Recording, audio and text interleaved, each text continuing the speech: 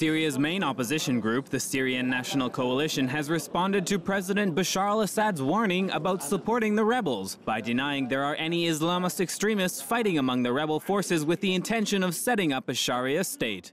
All of them, really, they started their resistance against the regime because of the regime Scud, because of the regime, rocket, because of the regime tanks, not because they start their, revolution or start their movement just to establish their own ideology, state or something like that. They are supporting the revolutions in Syria.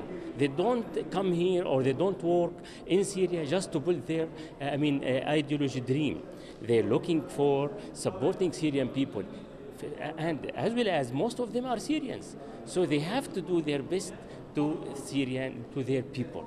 President Assad had said that just as the West financed al-Qaeda in Afghanistan, today it is supporting it in Syria and will pay the price later in the heart of Europe and the United States.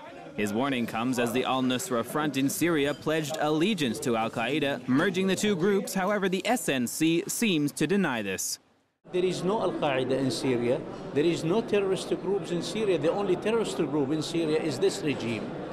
To get rid of any terrorist group, as they say, we should get rid of this regime first. Because, killing children and killing women and destroying cities, what do you call this kind of action?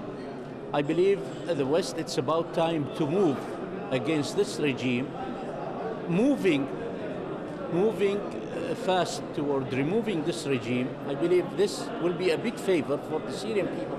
Prime Minister Benjamin Netanyahu has also warned against the dangers of arming rebel groups because of the difficulty of ensuring the weapons go to moderate groups and are not later turned on the West and Israel.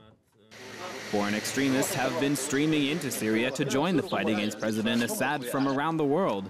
The Turkish press has reported that the al-Nusra front is now a major fighting force in the Syrian civil war with almost 1,000 jihadi fighters.